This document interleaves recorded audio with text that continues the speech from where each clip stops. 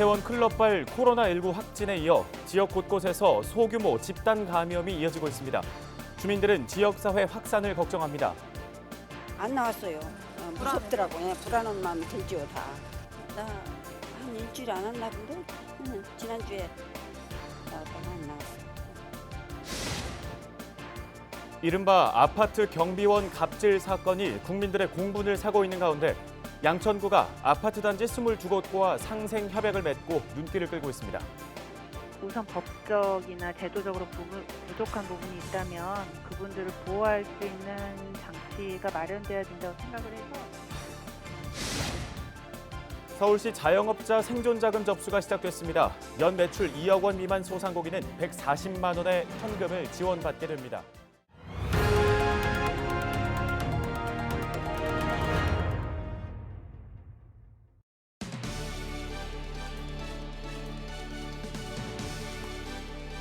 시청자 여러분 안녕하십니까? 헬로티비 뉴스 시작합니다. 먼저 첫 소식으로 코로나19 발생 현황부터 살펴보겠습니다. 현재 수도권 곳곳에서 소규모 집단 감염이 이어지고 있습니다. 화면으로 보시는 곳은 양천구의 은혜감리교회인데요. 의정부시는 24일 은혜감리교회 교육에 참석한 50대 여성 목사가 코로나19 확진 판정을 받았다고 밝혔습니다. 이로써 은혜교회 관련 코로나19 확진자는 총 8명입니다. 양천구 26번 확진자인 은혜감리교회 전도사 A씨와 남양주시의 확진자 6명 등이 포함됩니다. 현재 서울 지역의 추가 확진자는 없는 것으로 파악됩니다. 신도수가 3,000명으로 알려진 은혜교회, 관련 확진자가 추가로 발생하면서 방역 당국도 긴장하고 있는데요. 교회 인근의 주민들도 마찬가지였습니다. 헬로티비 뉴스 취재진이 현장의 목소리를 직접 들어봤습니다. 교회 주차장은 비교적 한산하기만 하고 이 주 출입문으로 이용하는 교회 입구의 문은 이렇게 굳게 닫혀 있습니다. 이곳에 전도사가 확진 판정을 받은 이후 연관된 소규모 집단 감염이 발생하자 지역 주민들은 불안감을 감추지 못합니다. 안 나왔어요. 무섭더라고요. 불안한 마음이 들지요, 다. 나 한 일주일 안 왔나 본데? 지난주에 나왔다가 안 나왔어요. 이거 확진 나오고 나서? 네. 지난주에 여기서 나왔잖아요. 우리는 청정지역이다 막 이렇게 얘기들을 했었어요, 그동안에. 걱정이 없었죠. 뭐 여기 우리 근처에서는 나오지 않았으니까. 그랬어요. 그랬는데 갑자기 이래서 조금 황당하죠. 전도사가 그리고 이 동네 사람이니까 그 사람이 많이 안 돌아다녀서 큰 교회지. 신도들이 많은데 은혜감리교회 확진자의 접촉자는 총 83명으로 전원 자가격리 중입니다. 이렇게 은혜감리교회의 소규모 감염과 이태원 클럽발 집단 감염 등 지역 내 조용한 전파가 계속되는 만큼 서울시는 철저한 생활 속 방역을 지켜달라고 당부했습니다. 새로운 전파 경로가 생기면 집단 감염이 어디서 발생할지 모르는 그런 위험이 커지기 때문에 가정과 직장에서부터 방역을 준수해 감염의 고리를 끊어내는 것이 가장 중요하다고 생각을 합니다. 마스크 착용은 기본이고 손 씻기 등 생활 방역 수칙을 철저히 지켜주시고 25일 오전 10시 기준 서울의 코로나19 확진자는 전일 0시 대비 8명이 늘어난 776명입니다.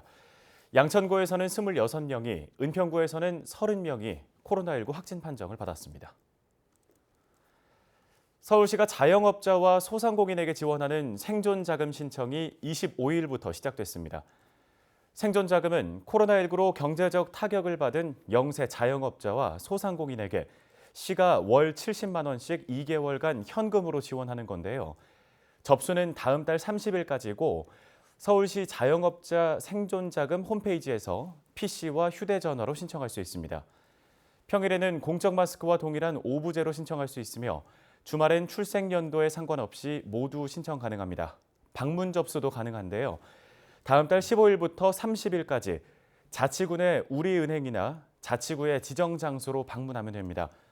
생존자금 지원 대상은 지난해 연 매출액이 2억 원 미만인 서울에 사업자 등록을 한 자영업자와 소상공인 사업체 약 41만 곳입니다. 단 유흥과 향락, 도박 등의 업종은 제외됩니다. 코로나19 관련 각종 지원책이 계속 나오고 있지만 지급 기준이나 신청 방법이 워낙 다양해서 헤매게 되는 경우가 많죠. 이에 기노만 은평구 의원이 구에서 TF팀을 구성해 시스템을 갖추고 주민들에게 제대로 안내를 하자고 제의했는데요. 자세한 내용은 직접 들어보도록 하겠습니다. 의원님 안녕하십니까? 예, 안녕하십니까. 네. 임시회에서 코로나19 관련 긴급 예산 집행을 위한 TF팀 구성을 제의하셨다고 들었어요. 구체적으로 어떤 내용입니까?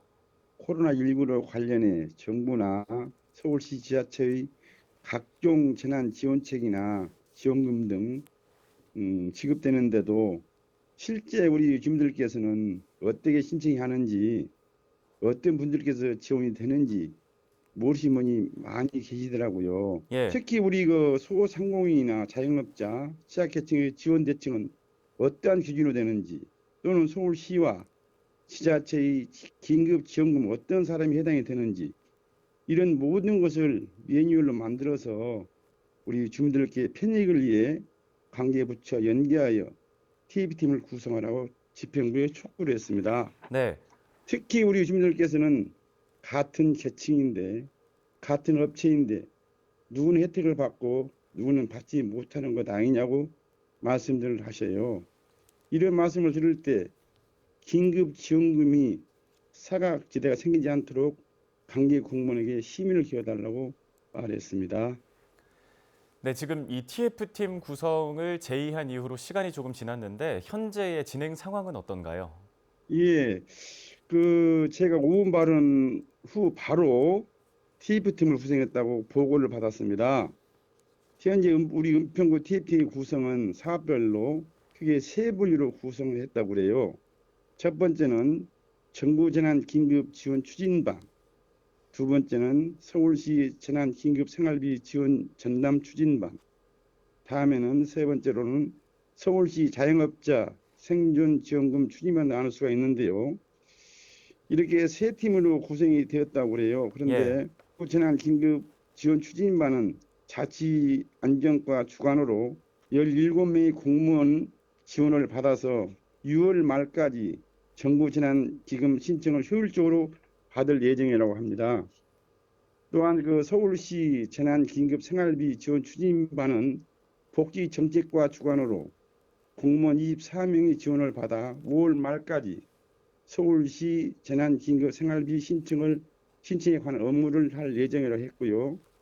또한 서울시 자영업자 생존지원금 추진반은 현재 재정경제국 일자리경제과 소상공인 팀장 및 16명의 직원들이 생존지원금의 효율적인 신청을 위해서 직원 교육 등 TF팀 준비에 이를 위해서 최선을 다하고 있는 걸로 알고 있습니다. 예.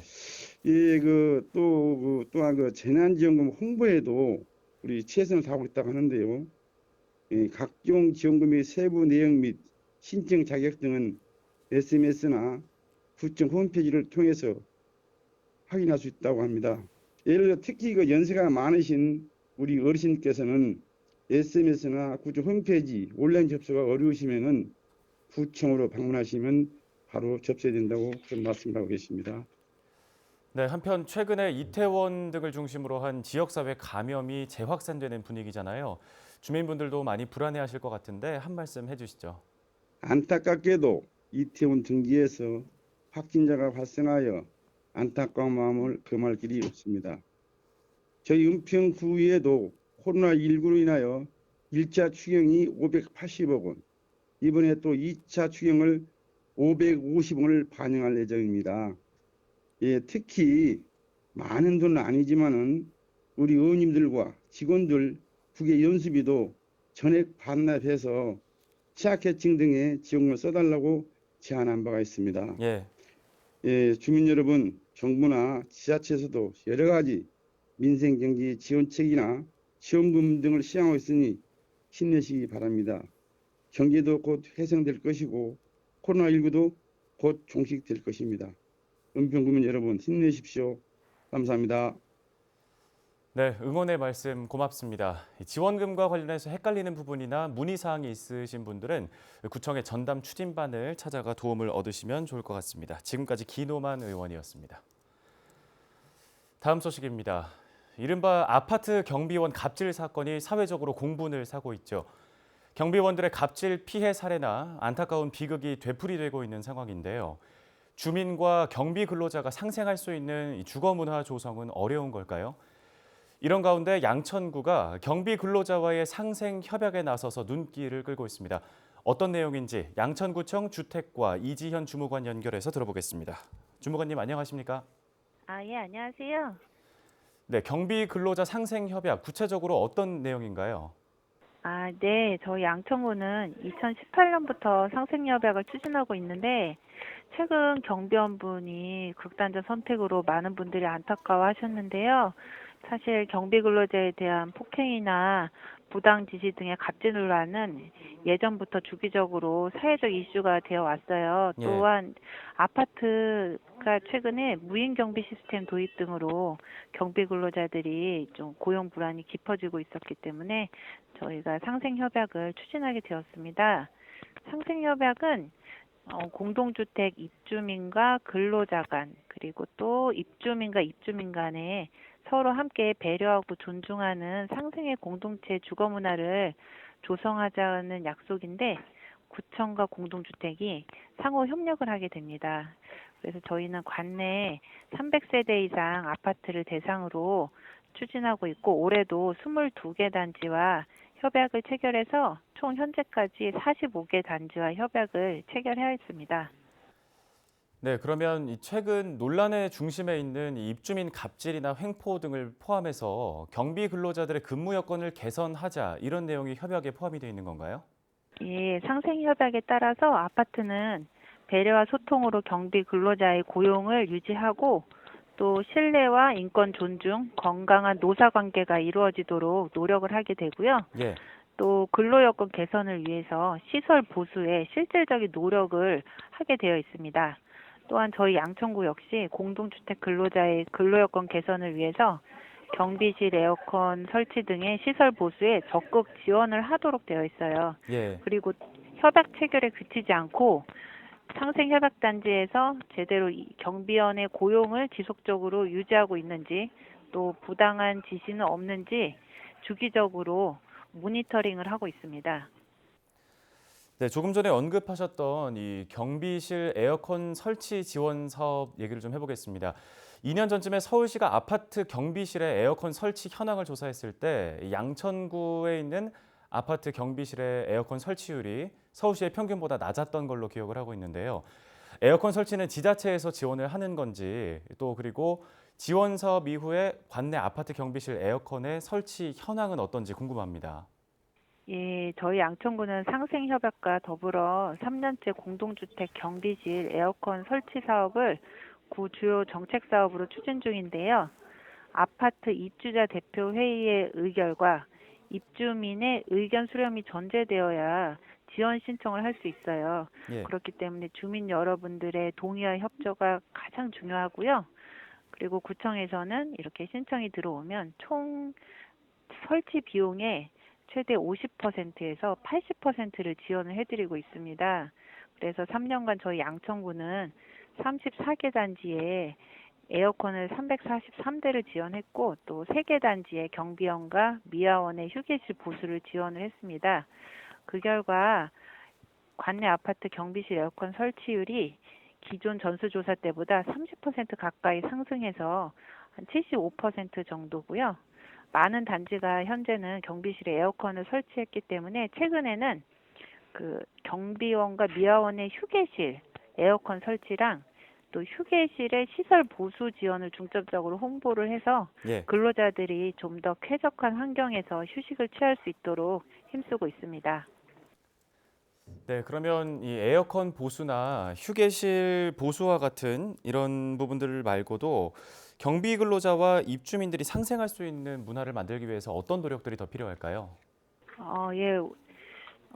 우선 법적이나 제도적으로 부족한 부분이 있다면 그분들을 보호할 수 있는 장치가 마련돼야 된다고 생각을 해서 저희 공공기관에서도 적극 그분들의 목소리를 반영하도록 노력을 할 거고 또 입주민들 간 서로 상생하고 존중하는 공동체 문화 조성을 위해서 다양한 공동체 활성화 사업도 지원을 계속하고 있습니다.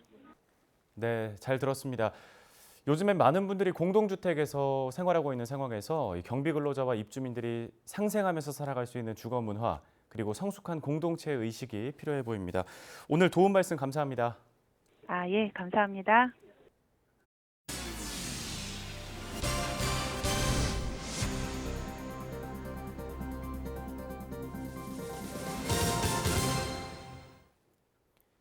양천구가 코로나19 확산 방지를 위해 학교 안전도우미 활동비를 지원하기로 했습니다.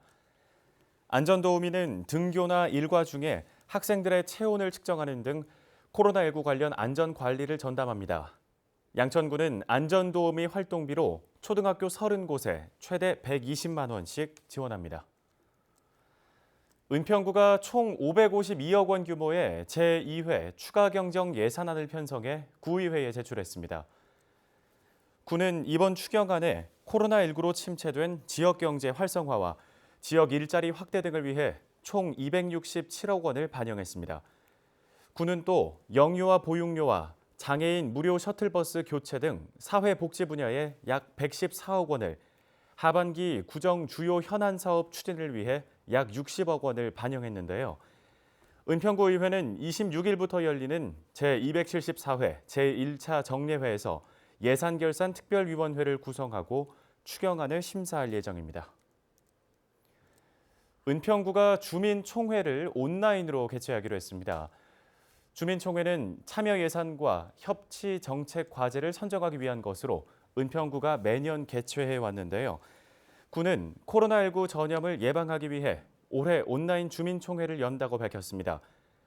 온라인 주민총회는 다음 달 20일 열리며 은평구청 유튜브 채널에서 실시간 라이브로 진행되며 은평구민이면 누구나 참여할 수 있습니다. 원탁회의로 진행하던 수기회의도 온라인 수기단 운영으로 전환되는데요. 구는 온라인 수기단을 다음 달 5일까지 모집하고 수기단은 다음 달 15일부터 18일까지 카카오톡 오픈 채팅방에서 토론할 예정입니다.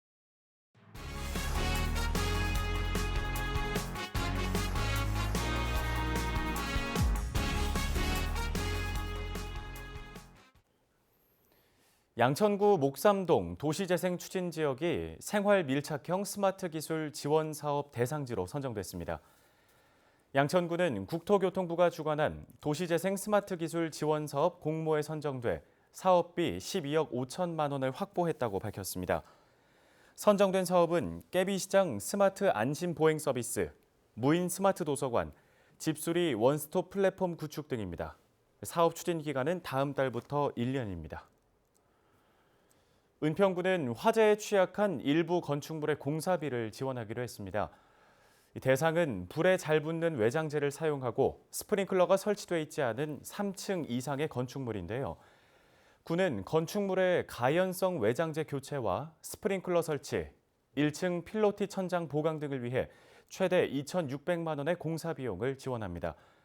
지난 1일 건축물 관리법이 시행됨에 따라 2022년까지 보강을 완료하지 않으면 최대 1년 이하의 징역 또는 1,000만 원 이하의 벌금을 받게 됩니다.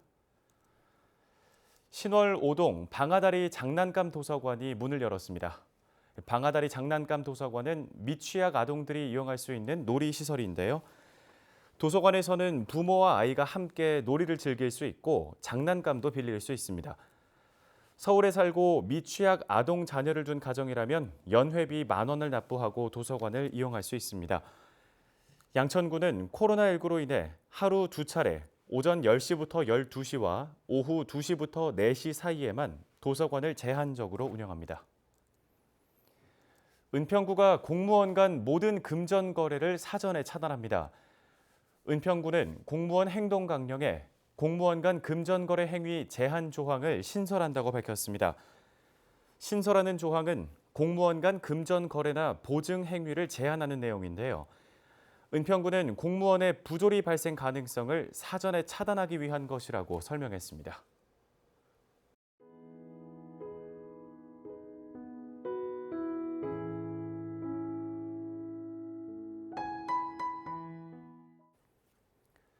헬로티비 뉴스는 언제나 지역 주민 여러분 곁에 있겠습니다. 함께해 주신 여러분 고맙습니다.